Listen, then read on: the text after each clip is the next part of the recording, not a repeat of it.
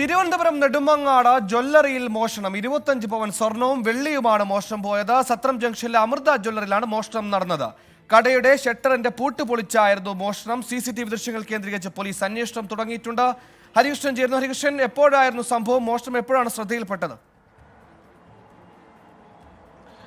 സുഹേൽ, ഇന്ന് രാവിലെയാണ് ഈ സംഭവം അറിയുന്നത്. അതായത് ഈ കടയുടമ ഈ കട തുറക്കാനായി എത്തിയപ്പോഴാണ് ഇത്തരത്തിൽ മോഷണ വിവരം അറിയുന്നത്. ഇന്നലെ രാത്രി 8:30 ഈ കടയുടമ ഈ കട അടച്ചതിന് ശേഷം വീട്ടിൽ പോയതിനു ശേഷം ഇന്ന് രാവിലെ തിരികെ എത്തി കട തുറക്കാൻ നോക്കുന്ന സമയത്ത് ഈ ഷട്ടർ അറുത്തുമാറ്റിയ നിലയിലായിരുന്നു.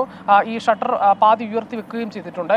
ഇതിനുള്ളിലൂടെ ഈ മോഷ്ടാക്കൾ അകത്ത് കയറി ഈ മോഷണം നടത്തിയെന്നുള്ളതാണ് നമ്മൾ മനസ്സിലാക്കേണ്ട പ്രധാനപ്പെട്ട കാര്യം.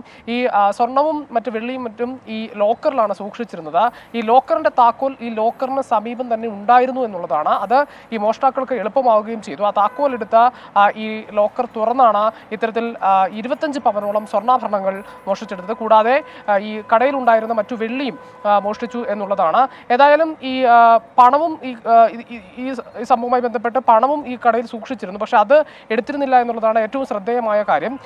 പ്രാഥമികമായി നമ്മൾ മനസ്സിലാക്കേണ്ട കാര്യം, ഈ CCTV ദൃശ്യങ്ങൾ അടക്കം പരിശോധിച്ചപ്പോൾ 2 മുഖംമൂടിധാരികളായവരാണ് ഇത്തരത്തിൽ മോഷണം നടത്തിയെന്നാണ് ഇപ്പോൾ പോലീസ് പറയുന്ന കാര്യം. എന്തായാലും ഈ മുഖംമൂടിധാരികളെ കേന്ദ്രീകരിച്ചാണ് ഇപ്പോൾ അന്വേഷണം നടത്തുന്നത്. ഈ മോഷണത്തിന് ശേഷം ഈ കടയുടെ തറയിൽ മുളകുപൊടി വിതറിയിരുന്നു. ഇത് തെളിവ് നശിപ്പിക്കാനാണ് എന്നുള്ളതാണ് പോലീസിന്റെ പ്രധാനമായുള്ള ഒരു നിഗമനം എന്ന് പറയുന്നത്. ഏതായാലും നെടുമങ്ങാട് പോലീസ് വിശദമായ ഒരു അന്വേഷണം ഈ സംഭവവുമായി ബന്ധപ്പെട്ട് നടത്തുകയാണ്. സുഹൈൽ.